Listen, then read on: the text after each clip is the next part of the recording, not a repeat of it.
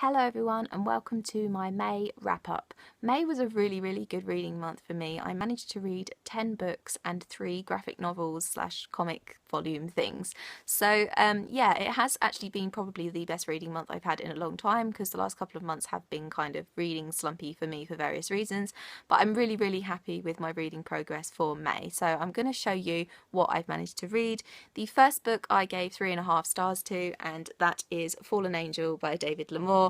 I did an entire review and an entire book chat video on this book, so I don't think I need to say too much more about it. I will just say that it is a YA paranormal about a girl who goes to a new high school after the death of her parents, and she meets this beautiful, mysterious, enigmatic boy, and there is obviously angels and demons in it. It is a play on the creation story as well, so yeah, as I said, I will leave all of my reviews and thoughts on that down below. The next book I managed to read this month was another 3 stars for me, and that is Me Being Me is Exactly as Insane as You Being You by Todd Hassack Lowy.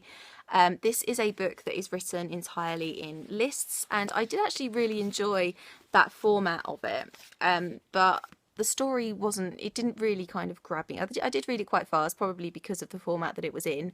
It's about a boy who is from a Jewish family, and it's basically just a contemporary about him coping with his parents' divorce. There is lots of issues involved. There's homosexuality, obviously coming of age, sibling rivalry, all that kind of normal YA contemporary stuff. So it was okay. As I said, I gave it 3 stars, but I just don't know if I would reread it. So, but I do recommend it if you are looking for a book that is written in a different format, a book that is kind of original. So yeah. The next book is actually part of a series that I was reading this month, and this is the only instalment of the series that I gave 3 stars to, and that is Sea of Monsters, Percy Jackson and the Sea of Monsters. This is the second book in the Percy Jackson series. I didn't actually manage to finish this series this month. I'm currently reading the 4th one out of 5 books, so I did get a long way through it, and I am obviously going to continue reading it in June. The reason I only gave this one 3 stars is because the story just it fell a little bit flat for me compared to the other books. It just wasn't as exciting enough. It is still a good book, but it kind of has second book syndrome, I guess, is what I'm trying to say. But it is still a really fun series, even though I'm an adult and this is written for like middle grade age people. It's still a really fun series. So if you haven't read Percy Jackson, then I thoroughly recommend that you read it. Obviously, I will talk about the other books in this series later on in this video. The next books I'm going to show you I gave 4 stars to, and the first one of the 4-star books is Flawed by Cecilia Ahern. This is the first YA book by Cecilia Ahern. She normally writes adult contemporary. This is a dystopian about a world where people they try really hard to uphold perfect standards, both in their kind of looks and their personality and their character and things like that. And this girl is she is the girlfriend of the son of the main governor guy, if you like, and one day she helps an elderly man who is branded as flawed on a bus. She helps him get to his seat, and if you help someone who is branded as flawed, then you are seen as flawed yourself. You are supposed to kind of shun the flawed and not have anything to do with them, but because she is so kind-hearted, she takes pity on him and helps him, and in turn finds herself flawed herself, which completely ruins her life, her family, her boyfriend. They don't want anything to do with her, and I learned so much about it. There are a lot of deep reflections on today's society in this book, and I absolutely loved how Cecilia Ahern managed to craft that. She managed to really kind of gets to the heart of stuff that's very real, even though obviously this is fiction, and I hope that life never gets quite this bad in the real world. There was a lot of real stuff in it that kind of frightened me a little bit, and I love books that can do that. So yeah, I recommend reading it, certainly if you're already a Cecilia Ahern fan. So yeah. The next one I gave 4 stars to is The Little Shop of Happy Ever After by Jenny Colgan. I finished this very, very recently, and it was so, so cute. I absolutely loved it. It's about a girl called Nina who, she works in a library, but obviously libraries are starting to close now because people feel that they're not really needed anymore. Everyone kind of gets what they want online. Physical books are going out of fashion, all that. And as an avid bookworm, Nina is not having this. She is determined to work with books, and so she embarks on her dream of opening up her own little bookshop. And to do this, she buys a van all the way up in Scotland. She goes up to Scotland to buy a van, and she makes her own little bookshop out of this van, and it's just absolutely adorable. There's a cute guy in it, obviously. And I wasn't sure about this. I was recommended to this by one of my real life friends, and I wasn't sure about it because I don't really read a lot of adult contemporary romance, but I absolutely loved it. It was so, so cute. And I fully related to Nina as a bookworm. I would say this is definitely a book for book lovers. Obviously all books are for book lovers, but it's about a bookworm embarking on her bookish dreams, and therefore I thoroughly recommend it to pretty much anyone that has that same kind of dream. So yeah. The next one I gave 4 stars to was Suicide Squad Volume 2 Basilisk Rising. I read the first volume last month, and I think I gave that 4 stars too. I absolutely adore the artwork in this. The story, by the way, is by a guy called Adam Glass, and the artwork is by Fernando Dagnino. It's just absolutely gorgeous. I absolutely love... I kind of always feel like with superhero comics that you have to kind of there's a lot going on, and you have to try quite hard to keep up with the story. But for me, I find that the characters are very, very funny. They are they're kind of the characters you love to hate, and I'm actually really looking forward to the film of Suicide Squad coming out. So yeah. The next one I gave 4 stars to is another superhero comic volume, and that is Wonder Woman Volume 1 Blood. The story is by Brian Azzarello, and the artwork is Cliff Chiang and Tony Atkins. I absolutely love Wonder Woman. She's possibly like one of my idols for many things.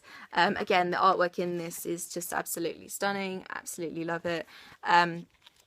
I guess like May has actually been a kind of mythology month for me, because obviously Wonder Woman is an Amazon. There's a lot of Greek mythology involved in this as well, as with Percy Jackson there is what I mean.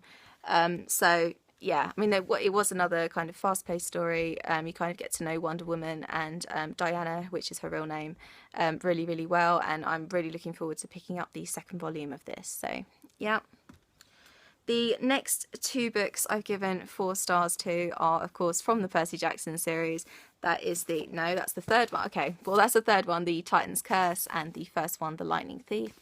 As I've said, Percy Jackson series it's great for obviously for middle grade kids, but obviously as an adult I read it. I was a little bit worried that I would find it a little bit childish and a little bit young for me, but it certainly wasn't the case. I mean, yes, it is childish, and yes, it is ridiculous and really weird, but it's also a really fun read, and I've absolutely had so much fun reading this series. As I said, I am still reading it. I'm currently on book 4, so I am looking forward to seeing how it all wraps up. Percy Jackson is a naughty boy. He's been kicked out of every boarding school he's ever been in, and then he discovers that he is in fact a demigod, and most demigods are kind of considered problem children by the mortal world.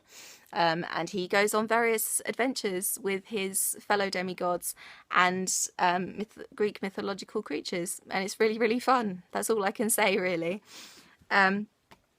The other book that I am going to put this in the wrap up because it's the 28th of May and I will be finishing this by the 31st of May, so that's why it's in this wrap up. And that is the Battle of the Labyrinth. This is the Percy Jackson series that I'm Percy Jackson book that I'm currently reading, and I will obviously read the 5th book, which is The Last Olympian, in June. That's going to be in my June TBR video, so stay tuned for that. So yeah, I am really enjoying this so far, but this is technically a currently reading as opposed to a book that I have already read, so yeah.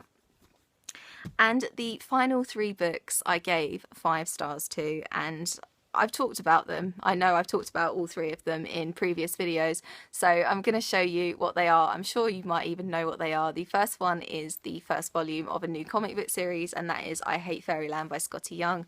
The first volume is called Madly Ever After. I was laughing so much for the sitting that I read this comic in. It was so funny. It was so cute. It's about a little girl who finds herself lost in fairyland, and she has to go on a quest for the Queen to find this key that's going to grant her escape and get her to go home. But she's been on this quest for years, and it shouldn't have taken her years, and therefore she's incredibly frustrated, and she gets very sassy and very violent, and it's just hilarious. I will show you some of the artwork because it's got that kind of cute, fun, childish, I guess, kind of style. So there she is having a tantrum. It's just absolutely adorable, and I cannot wait for the second volume, which I don't think is out yet because this is quite a new release. So yeah. The next one is obviously a book that I've been talking about on Twitter a lot, and that is A Court of Mist and Fury by Sarah J Maas. This is a sequel to A Court of Thorns and Roses. I wrote a review on this, so I will leave a link to that review in the description box down below. Absolutely amazing. Some beautiful, awesome new characters are introduced in this one as well. I can't say too much because it is a sequel, unfortunately. My review is spoiler free though, so if you want to read it, then please go ahead. Obviously, it's a YA fantasy about Feyre, who in the first book was taken by Tamlin, who is the High Lord of the Spring Court of the Fairyland. She accidentally kills a fairy in the woods, and as her punishment, she is taken into Tamlin's castle as his prisoner. Kind of a Beauty and the Beast retelling, basically, is what I'm saying. But this is the sequel to that, and this is different because it follows Feyre with another set of characters, which I can't say too much about, but there are some new characters in this, and I did fall in love with some of the new characters. So yeah, if you want to know more, read my review and read this book. Seriously, you will not regret it, I promise you. And the final book in this wrap-up video is The Night That Changed Everything by Laura Tate and Jimmy Rice. As I said, I gave this 5 stars as well. This is a adult romance contemporary about a couple, Rebecca and Ben, who are completely different personality-wise. Rebecca is a very emotionally stunted, I don't want to say really, but she finds it hard to show emotion, whereas Ben is the opposite. He's very kind of gushy and romantic and that kind of thing. And they are the perfect couple until one night a secret is revealed about their past, and the relationship is thrown into turmoil, and they perhaps realise that they're not as perfect for each other as they first thought. I did write a review of this as well, so I will leave a link to that review in the description down below so you can see what I thought of it. But I did find it really funny, really cute, really relatable characters, which is so important for me in a romance book. So yeah, it is also a tragic ending. I was crying at the end. I just can't believe you did that, Laura and Jimmy. It was so heartbreaking. I can't tell you. I didn't see it coming either, which made it 10 times worse. So yeah. And that is it for my May wrap up. What have you guys read this month? Please let me know in the comments down below. I will leave all my social media down below as normal. I hope you're having an awesome day, and I'll see you very soon for another video. Bye bye.